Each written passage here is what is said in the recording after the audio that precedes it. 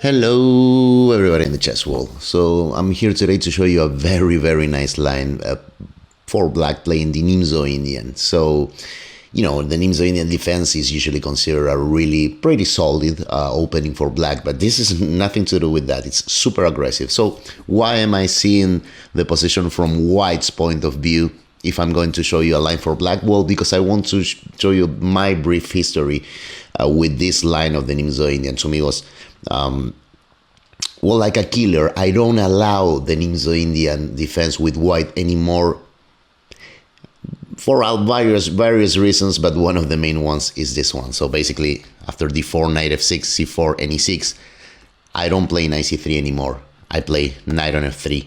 So if you want, you can play a Queen's Indian defense, but no Nimzo. It's really funny. A long time ago, I used to play knight c3. And against the Nimzoindian defense, my main move was queen on c2.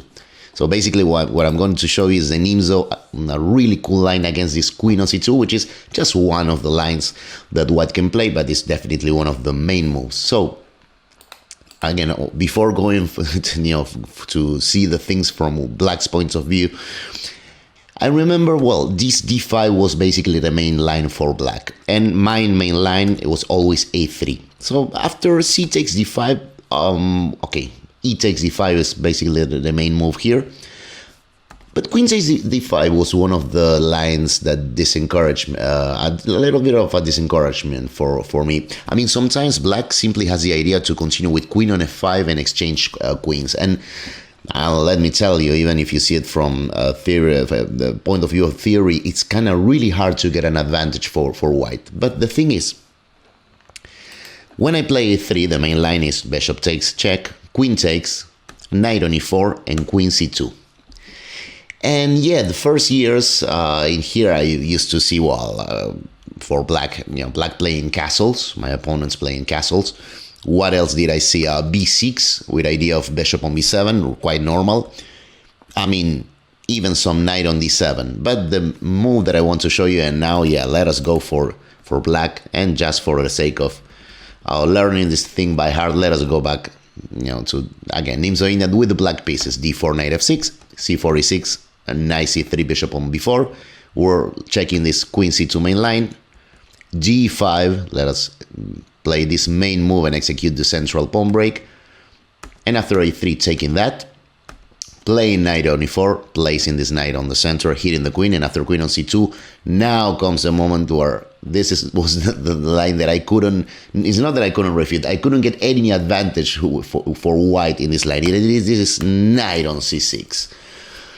And this move is, this is a lovely move. I don't think that there is anything more aggressive for black. And so before showing you the whole study, and I'm going to take the main and the longest line that I'm going to show you is an analysis from Garry Kasparov. He had it in one of his books. It was about my great predecessors, I think was the name of the book. So the main line is analysis that I'm taking directly from Garry. Okay, that will be like the last line that I'll show you, because and there's gonna be a Pausethevideoandthink moment because he found something amazing. In the meantime, I'm gonna show you every analysis that I made where basically I only found either equal positions or great advantages for black. So before showing you all of those lines, what is the idea of this knight on c6? Well, there are basically two main ideas. The first is quite obvious. We develop a piece and we're hitting the d4 pawn, which is going to obviously be defended by either knight on f3 or e3. But the other idea, and this is the main idea of the knight on c6, which is so aggressive, is simply to continue with e5, going for the absolutely aggressive break. And remember, white's queen is on c2. So after we play e5, we're going to want to play bishop on f5, which, among other things, will be threatening. For example, imagine the pawn already on e5 and the bishop already on f5. I don't know, knight on g3. Just hitting the queen and the rook at the same time. This very aggressive setup this is basically the idea of this knight on c6, I mean, it looks like such a normal, innocent move, knight c6 instead of, again, castles, b6, knight on d7. But the ideas are amazing. And now, yes, let us see. First, I'll show you basically the lines that I'm going to show you right now in this 8th, 9th, 10th move are my analysis with the computer, some theory, and some moves that I like.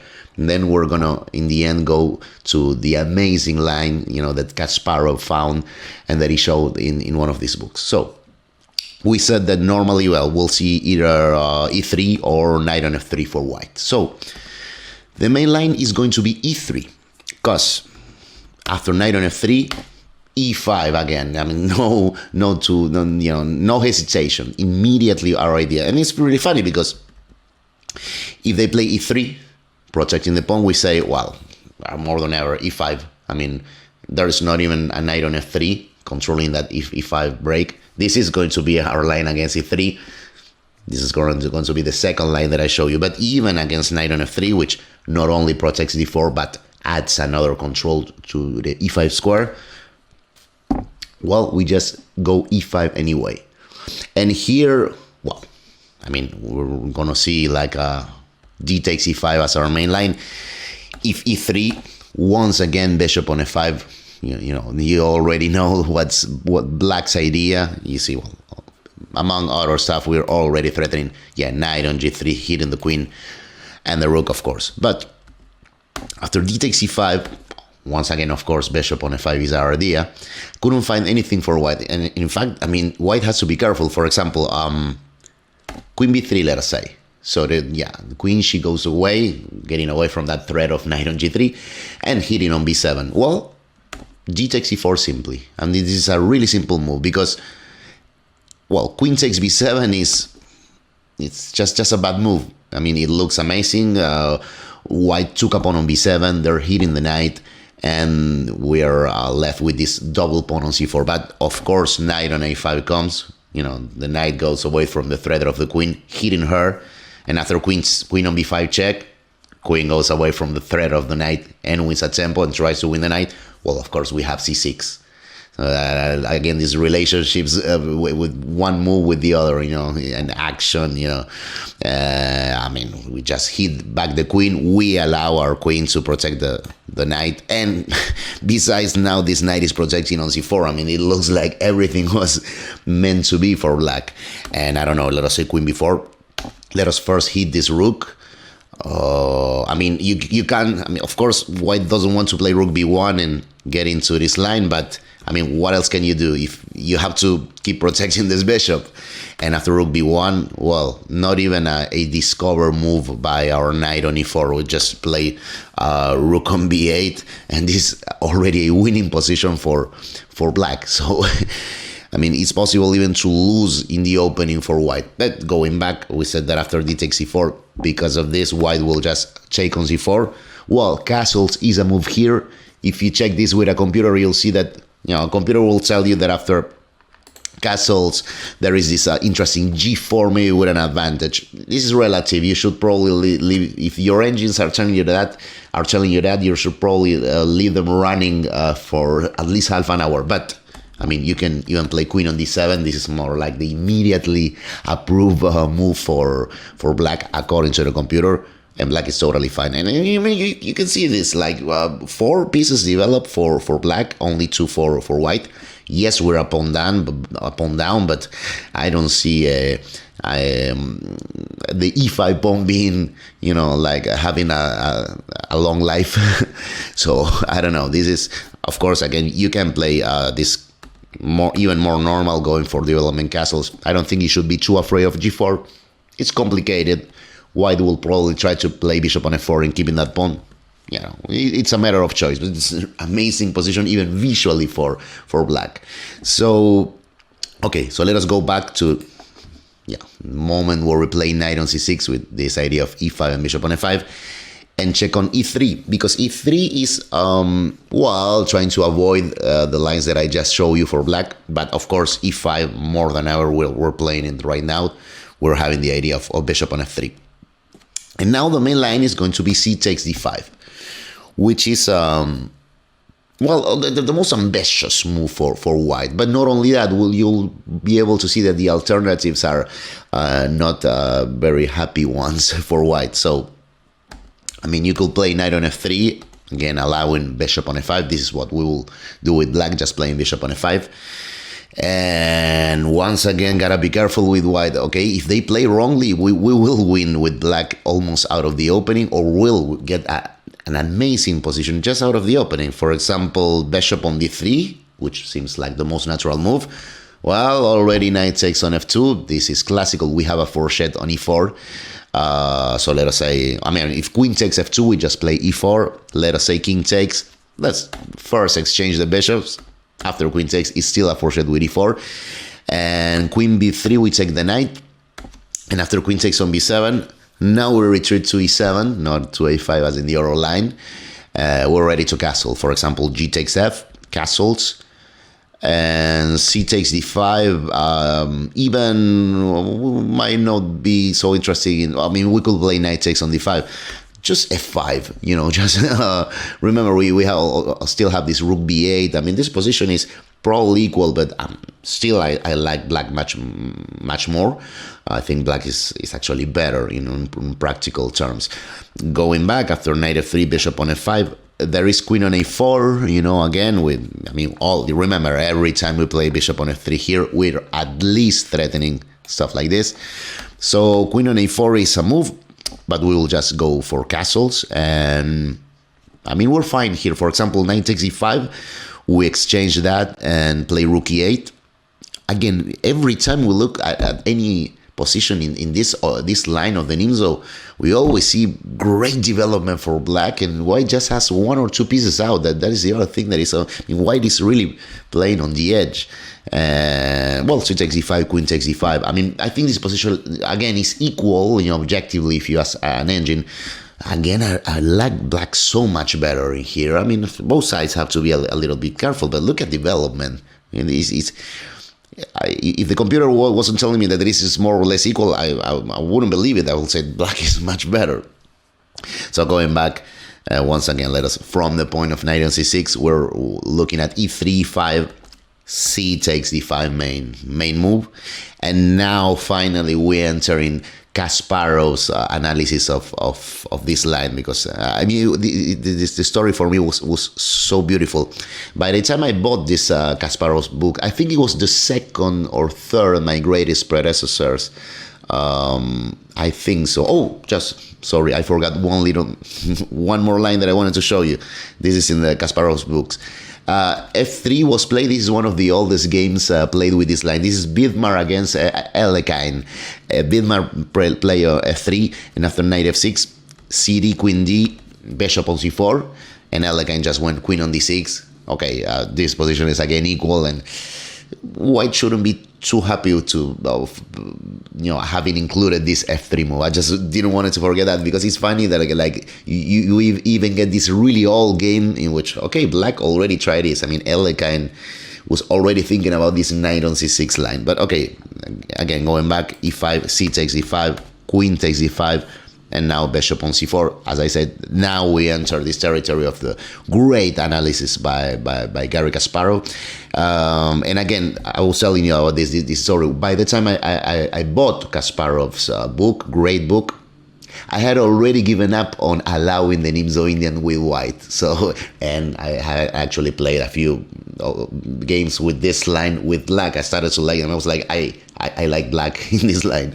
So it was really funny, and it was so beautiful for me. It was sort of a confirmation of my own analysis, seeing Garry, showing these incredible lines for blacks, and like saying, okay, after I've already given up on white trying to get anything on this 96 line, Garry comes and, besides having this great book, is showing, watch out for this, because black might get a really interesting position. But let us see this, because the analysis goes queen on a5 check, b4, knight takes b4. Of course, we have this typical thing with x-rays in here for the rook, but white does take the knight. Now, This, I mean, you can see how a big chaos is coming up here, because now, well, we simply have the double check, knight c2, double check by the knight and by the queen.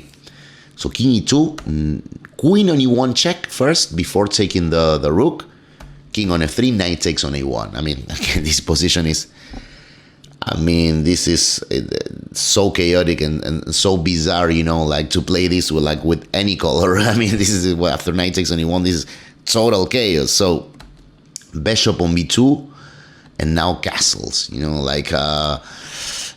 okay, the knight is actually protected on a1, so okay, we're not too worried about that, but I don't know, it's king g3 is the continuation, it actually makes a lot of sense. I mean, maybe in some lines we might be able to play knight on f3. I mean, it's so chaotic, but look at the continuation, because h6 and h4 is given by Garry, and now, I would have expected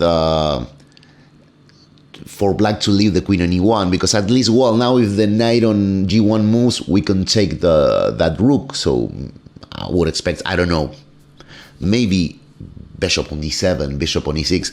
No, Garry goes for queen on d2, exclam, because now the queen is hitting the bishop. And if we were to play the natural bishop takes on a1, well, queen c1, immediately recovering the bishop, and again leaving this queen back to prevent the knight on g1 from moving, because we also hit the rook.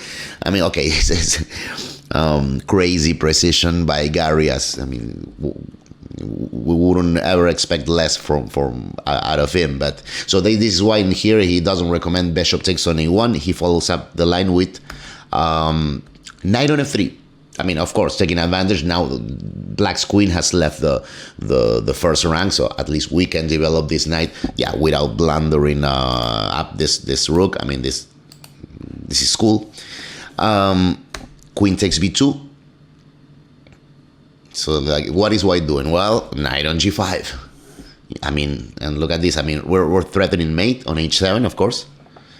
And, it's quite clear that with black, we wouldn't want to take this. If we do after h takes, well, again, between this rook and this queen, this mate is again threatened.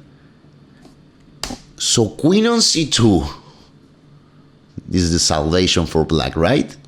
Because look at the material, white cannot play natural moves. I don't know, now black's queen has abandoned the protection of the a1 knight, but I don't know if we play this. Shouldn't we can play just this, and we have what we have the extra pawn and the exchange. So it's in a way we're kind of under attack with black, but we've taken tons and tons of material. But I'm sure basically all of you are seeing the most natural move now for white, which is a bishop on d3. Now white is simply threatening our queen and mate on h7. So, we should resign, right? Obviously not. So, but okay, now, you will all find the move for black, because basically there's nothing else. But still, I would like you to pause the video and think, and just a little exercise. Pause the video and think. Tell me what to play with black here. Okay. Again, our queen is threatened. The mate on h7 is threatened.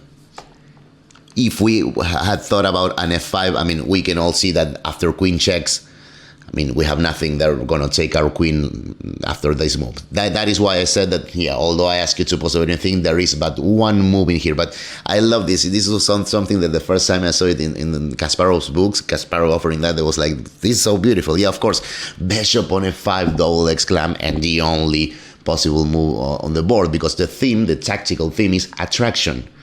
So now, again, remember, any normal exchange of material will leave us with the advantage. We already took tons of material. So after queen takes on f5, g6. So again, because initially you say, well, this is ridiculous. We gave up a piece. And again, white is threatening the queen and the mate. Yeah, but now we have a move that prevents mate and threatens white's queen at the same time, which didn't happen with the position right here. Here, I mean, if you play g6, they just take your queen. So, I mean, what a beautiful analysis, right, by Garry.